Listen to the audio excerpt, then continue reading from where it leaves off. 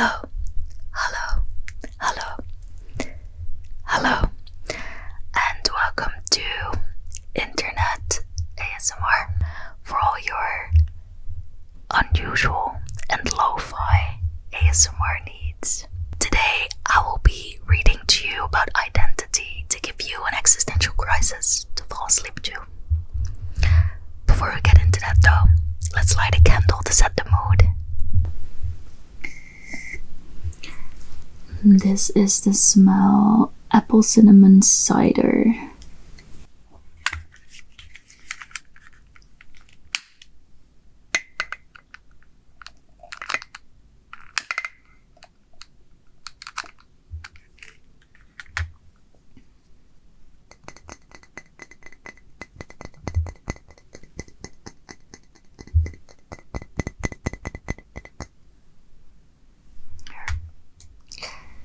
Just get yourself in the mood.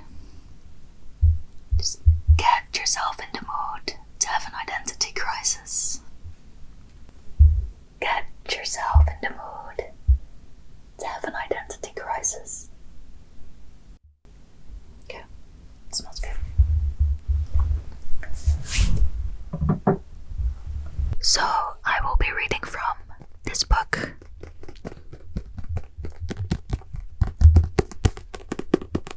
It's called Making Sense of God, Finding God in the Modern World. A compelling title to me. So I picked it up at a secondhand shop. The first few chapters, I have to say, not very convincing, kind of bad, honestly. But then I came across this chapter on identity, and this one was pretty interesting, so let's buckle up and get you to sleep. Let's get you to sleep. Let's get you to sleep. Let's get you to sleep. So this is chapter 6, The Problem of the Self. We've been looking at things, meaning, satisfaction, freedom, that human beings can't live without. Now we come to another such item known as identity, which is to answer the question, who am I? Who am I? Who am I? Who am I? What is your identity? It consists of at least two things. First, it consists of a sense of self that is durable. You live in many spheres at once. You are a family member at home, a colleague at work, a friend, and sometimes you are alone in solitude. To have an identity is to have something sustained that is true of you in every setting. Otherwise, there would be no you. There would be only masks for every occasion, but no actual face behind them. What about you does not change from place to place. There needs to be a core understanding of who you are that is true from day to day, relationship to relationship, and situation to situation. Besides a sense of self, identity also includes a sense of worth, an assessment of your own value. We each want desperately to matter, to feel a sense of worthiness. Self-knowledge is one thing, but self-regard is another. It is one thing to know what you are like. It's another thing to appreciate it. What about you makes you feel your life is worthwhile, good, and of significance? The sense of self and of worth together compose your identity. So that's a big claim he is making, but let's just run with it. Identity formation is a process that every culture pushes on its members so powerfully and pervasively that it is invisible to us. We may have no idea that other ways to get a sense of self or worth are available. In this chapter, I am going to try to make the process in our secular culture a little more visible, and then show you the radically different Christian resources for this fundamental dimension of living a human life. In ancient cultures, as well as in Western cultures today, the self was defined and shaped by both internal desires and external social roles and ties. Charles Taylor called the older concept the porous self, for it was seen as being inextricably concerned not only to family and community, but to cosmic, spiritual realities as well. Your sense of self and of worth developed as you moved out towards others, assuming roles in your family and community. If you ask people in a traditional culture, "Who are you?" they will most likely say that they are a son or a mother or a member of a particular tribe and people. And if they fulfill their duties and give up their individual desires for the good of the whole family, community, and their God, then their identity is secure as person of honor. Persons of honor, it says here. Okay. Modern Western identity formation is the very reverse of this. In place of the porous self, we now have what has been called a buffered, contained self. This approach to identity formation has also been called expressive individualism in the classic Habits of the Heart by Robert Bellah and his sociologist colleagues. Our culture does not believe we learn or become who we are by sublimating our individual needs for those of the community or family. Rather, each person has a unique core of feeling and intuition that should unfold or be expressed if individuality or identity is to be realized. Unlike other societies, modern Western culture believes in a socially unsituated self from which all moral and meaning judgments are supposed to flow. In all former cultures, people developed this self by moving toward others, seeking their attachment. We found ourselves, as it were, in the faces of others. But modern secularism teaches that we can develop ourselves only by looking inward, by detaching and leaving home, religious communities, and all other requirements so that we can make our own choices and determine who we are for ourselves. The cultural message is, don't try to get affirmation from others. Affirm yourself because you are doing what you want to do. Be who you want to be. And it doesn't matter what anybody else thinks. That is the heart of modern Western expressive individualism. Two different ways with identity. The contrast could not be starker. In traditional cultures, the heroic narrative is self-sacrifice. You are your duties, and your self-worth depends on the honor that is bestowed upon you by your community for discharging them. In Western cultures, the new heroic narrative is self-assertion. You are your individual dreams and desires, and your self-worth depends on the dignity you bestow on yourself. Because you have asserted your dreams and desires regardless of the opposition you may have had from the community. Anyone who reads older literature cannot fail to see the sea change between the two ways within the self. The examples are innumerable. There's the 10th century Anglo-Saxon poem, The Battle of Malden. It becomes clear to the surviving English warriors that they have lost their battle with the Danes, but they believe the glory of their people is more important and would be better served if they took a last stand rather than retreat to save their lives. They are ready, even eager, to die bravely and happily that the privilege is theirs. So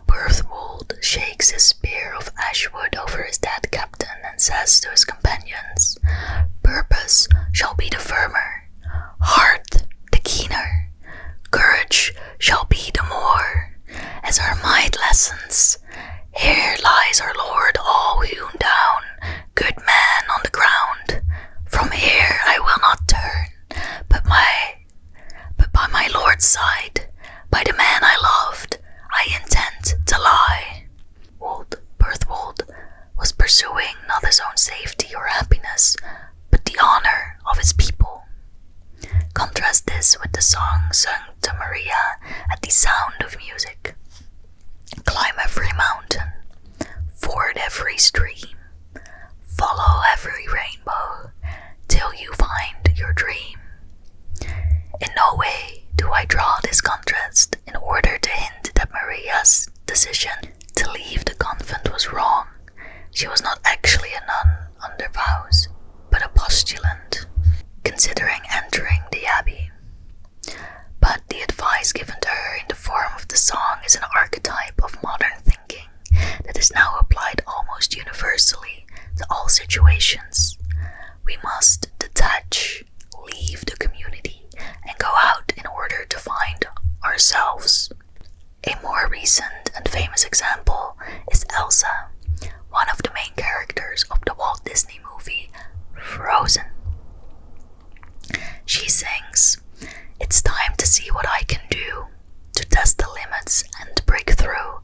No right, no wrong, no rules for me. I'm free."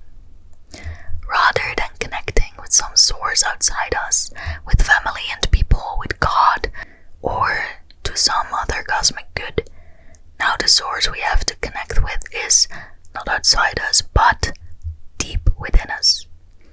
We come to think of ourselves as beings with inner depths. I find myself not by giving to something outside, but through self-expression of something inside. I think his Elsa example here is not the best choice, because if you've seen the movie, you know it's actually about familial love and love between her and her sister. And that is what saves her in the end. It is not individualism. So, yeah, that was a bad example, I think. Other than that, pretty fire so far. The great goods of modern identity. Before addressing what is wrong with Western identity formation, we must acknowledge the great positives. Word. In the past, vast numbers of people were locked into a given social status in extremely hierarchical societies, where peasants were to stay forever poor simply because it was thought that one's identity was one's role in society. These hierarchies were justified as reflecting some cosmic order of spiritual and moral obsoletes.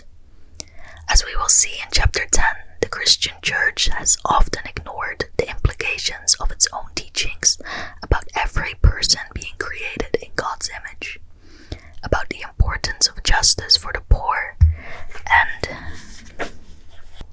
about the kingdom of God being hard for the rich and powerful to enter. Despite these biblical themes and doctrines, the Church largely supported the rigid stratification of society. Secular thinkers, however, attacked the very idea of a cosmic, normative, moral order, and this created major problems we will address immediately below. Yet we must give credit where credit is due and appreciate the good that modern individualism has wrought.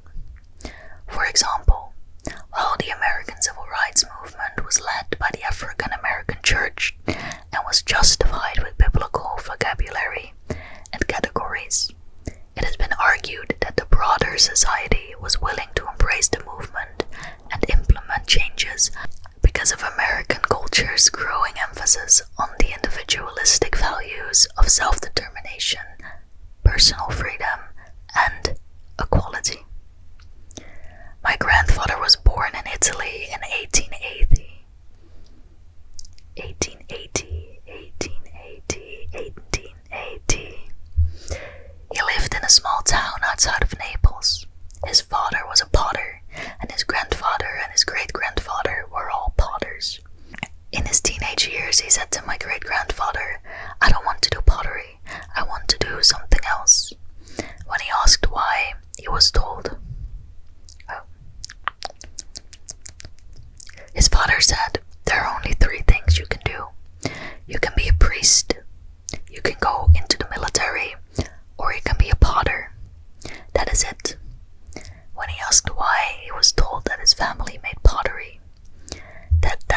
was who they were.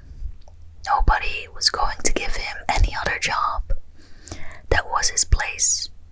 If he tried to move to another town, the people there were likely to say, "What are you doing over here? You are from over there.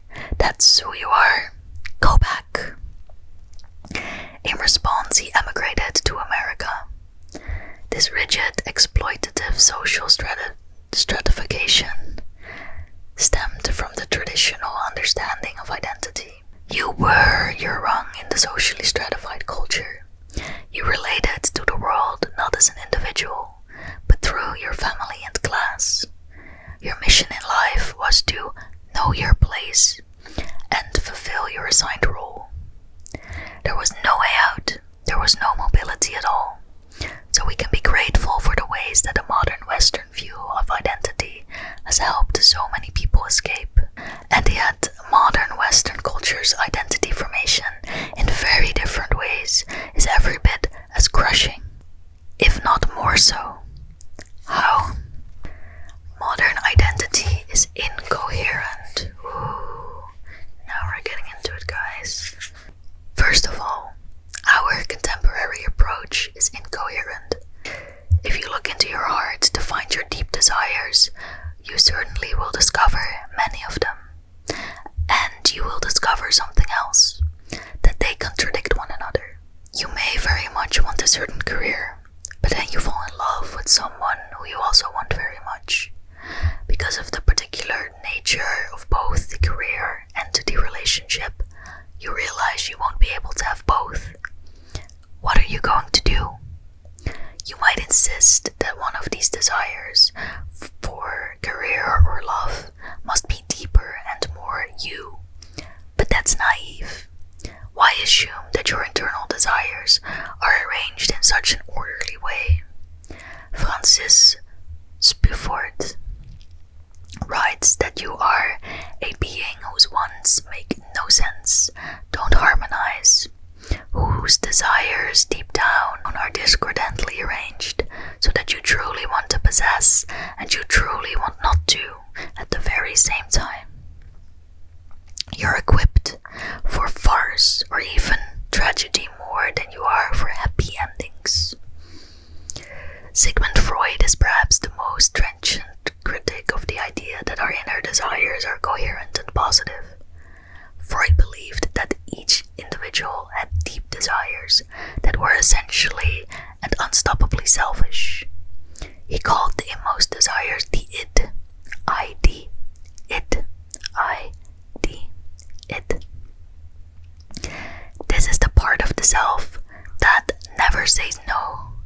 Freud believed that our inmost being was filled with unsociable chaos of desires for power, love, comfort, and control, which vie with one another and would trample on others to reach their goals if they could. Our conscious or superego is society's inner policeman, punishing us with inward pain, shame, and guilt when we transgress cultural moral norms. Freud taught that although we can make some adjustments and navigate better trade-offs and compromises between our desires and our conscience, in general, guilt and shame are the price we pay in order to have civilization or an orderly society at all. Guilt may be denied, but it is the secret agent of public order. Freud was, as Philip Reeve puts it, a pessimist and a moralist, because he saw human beings as irredeemably selfish and largely unable to admit the depth of that selfishness and the cruelty of which they are, is it gonna say capable? Yes, capable. Freud would have shaken his head at many of his descendants in modern psychotherapy who have lost his realism about the inner darkness, incoherence, and destructiveness of the inmost desires. We are not happy because we are frustrated. We are frustrated because we are, first of all,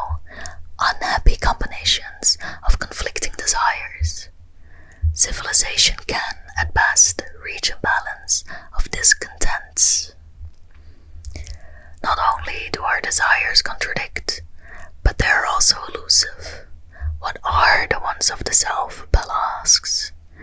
For all its unmistakable presence and intensity on occasion, the experience of feeling good, like being in love, is so highly subjective that its distinguishing characteristics remain ineffable. Ineffable. That's a cool word. And besides being contradictory and elusive, our desires constantly change. As I have said, part of having an identity is having a stable, core sense of who you are, day in and day out, in different settings and times. That is why the traditional way of forging an identity through connection with something solid outside of the individual self makes sense. But if your identity is just your desires, they are going to be changing all the time. If in every situation you seek your own self-interest, responding in ways that get the approval and control you want at the moment, then identity essentially disappears. In the work of Erving Goffman comes the view that there is no self at all. What seems to be the self is merely a series of social masks that change with each successive situation. Ironically, the emphasis on being yourself, apart from fixed social role, results in there being no sustained you left, which is common to all situations.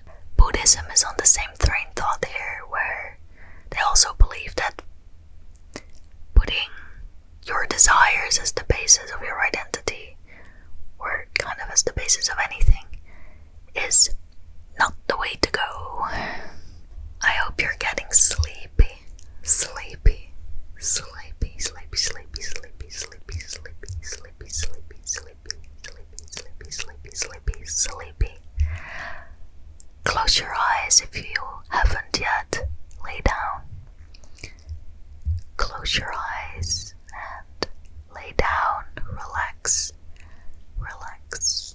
Get sleepy, sleepy, sleepy, sleepy, sleepy, sleepy, sleepy, sleepy, sleepy, sleepy, sleepy. Modern identity is illusory.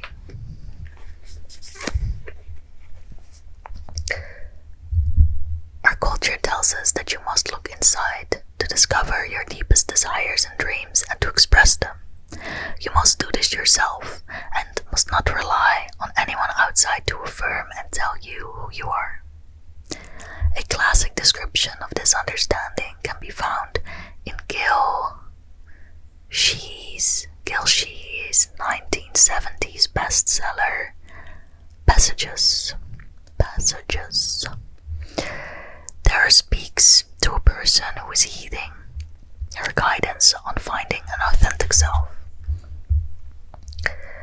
You are moving away from your institutional claims and other people's agenda, away from external validations and accreditations in search of an inner validation.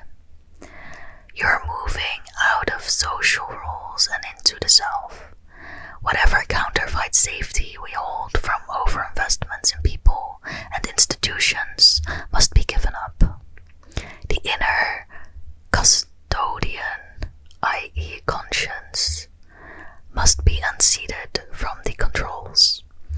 No foreign or external power can direct your journey from now on. It is for each of us to find a course that is valid by our own reckoning. In short, do not look to anyone else to validate you. Use no standards from the outside. You bestow the verdict of significance on yourself. But this is an impossibility. You cannot get an identity through self-recognition. It must come in great measure from others. Theologian Philip Ryken quotes from a contemporary novel about a young single woman. She writes a New Year's resolution: develop inner poise and authority and sense of self as a woman of substance. Complete without boyfriend as best way to obtain boyfriend. However, she sees a problem. My sense of self comes not from other people but from myself. That can't be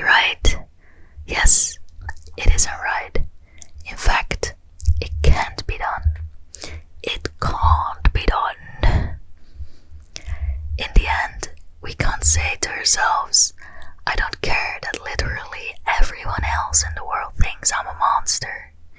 I love myself, and that is all that matters. That would not convince us of our worth unless we are mentally unsound. We need someone from outside to say we are of great worth, and the greater of worth of that someone or someones, the more power they have to instill a sense of self-worth. Only if we are approved and loved by someone whom we esteem can we achieve any self-esteem.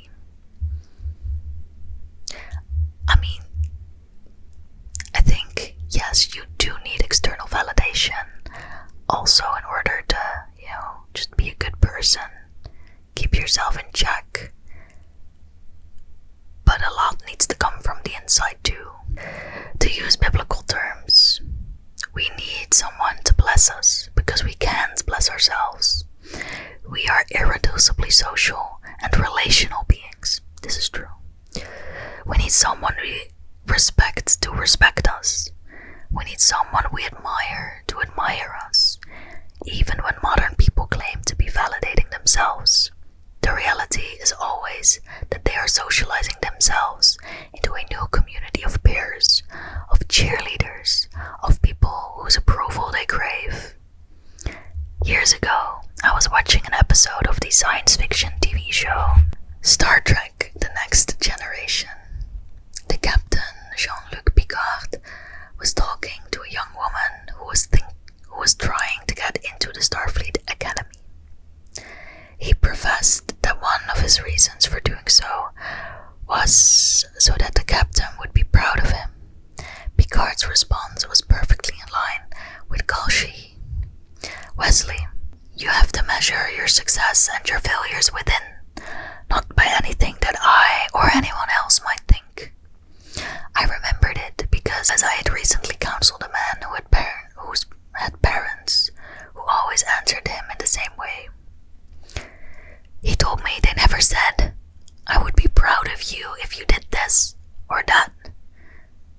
When I asked them for guidance, they always said, we just want you to do what you truly want to do, whatever that is.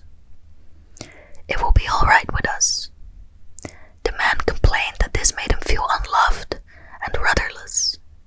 He doubted that they would be equally happy with any of his life choices, but he could not get them to reveal the kind of life for which they would admire him.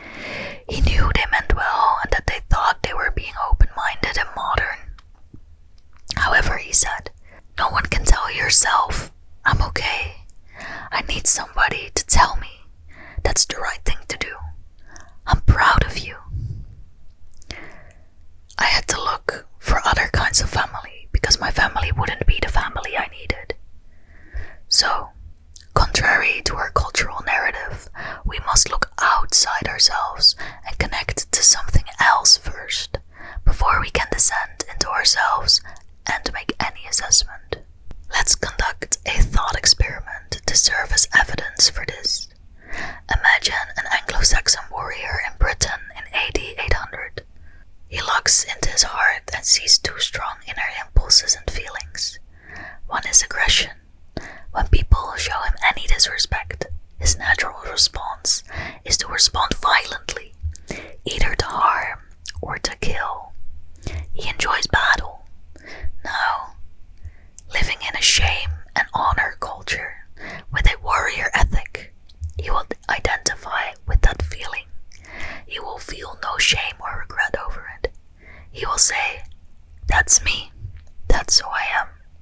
I will express that. But let's say that the other impulse he sees in his heart is, I don't really like the example he gives here, so let's switch it to something else. Is wanting to cry when he feels sad. He wishes that we're not there, but he will look at that feeling and say, that's not me. I will control and suppress that. Now come forward to today. Imagine a young man walking around Manhattan. He has the same two inward impulses, both equally strong. What will he say to himself? He will look at the aggression and say, "This is not who I am," and will go to therapy or to some anger management programs. He will look at his desire to cry and conclude, "That is who I am, that's me." The illustration demonstrates several things. First, it shows it's an illusion to think identity is simply an expression of inward desires and feelings. You have many strong feelings, and in one sense they are all part of you, but just because they are there does not mean you must or you can express them all. No one identifies with all strong inward desires. Rather, we use some kind of filter, a set of beliefs and values to sift through our hearts and determine which emotions and sensibilities we will value and incorporate into our core identity, and which we will not. It is this value-laden filter that forms our identity, rather than our feelings themselves. And where do we get this filter? We get it from community. Some people whom we trust. Then we take this set of values into ourselves, and we make sense of our inside. We prioritize some things we find there and reject others. It is misleading to the point of dishonesty to say, "I just have to be myself, no matter what anyone else says." Your self is defined by what one set of anyone's has to say. Your inner depths on their own are insufficient to guide us. To put it another way, identity is determined not by our feelings and desires, but rather by our beliefs about our varied, contradictory, changing feelings and desires. Also, this comparison of the warrior and the young man shows us that modern people are ultimately no more liberated to be themselves than ancient people were. Why, in one example, does the contemporary person believe that his particular emotional feelings are who he is, whereas the Anglo-Saxon would think of them as more extraneous or even hostile to his identity? It is because in each case their society is telling them what to believe. We must get our beliefs from somewhere, and most are picked up unconsciously from our culture or our community, whether ethnic or academic, or professional or familial. Every community has a set of understandings and evaluations about life that it has worked out over time. This set of beliefs is an inherent dimension of all human action, and it is usually invisible to us. So, many today say, "This is who I am. I don't care what society thinks. I only care what I think." But then on social media we see what has really happened. One community and set of cheerleaders has been rejected and a new one has dropped. And the person is thinking about him or herself the way that has been dictated. Robert Bella says strikingly, "The irony is that here too, just where we modern people think we are most free, we are most coerced by the dominant beliefs of our own culture. For it is a powerful cultural fiction that we not only can, but must make up our deepest beliefs in the isolation of our private selves." He goes on to say that modern people simply cannot see how much their identities owe to others, insofar as they are limited to a language of radical autonomy, and cannot think about themselves or others except as arbitrary centers of volition. It means they cannot express the fullness of being that is actually theirs.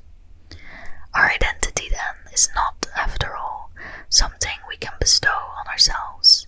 We cannot discover or create an identity in isolation, merely through some kind of internal monologue. Rather, it is negotiated through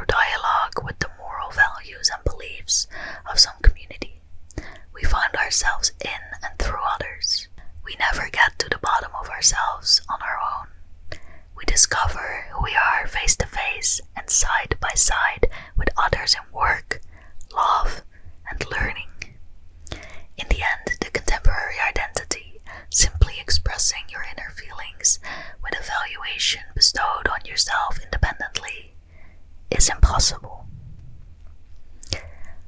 Okay, this was not all of this chapter, but I think that is enough for now. The next subchapter is called Modern Identity is Crushing. We can do that next time, maybe. Thank you for listening. I hope you're having a lovely, lovely, lovely, lovely, lovely identity crisis now. And I hope you sleep, sleep, sleep, sleep, sleep, sleep, sleep, sleep, sleep, sleep, sleep well. And I'll see you next time. I'll see you next time. I'll see you next time. I'll see you next time. I'll see you next time. I'll see you next time. I'll see you next time.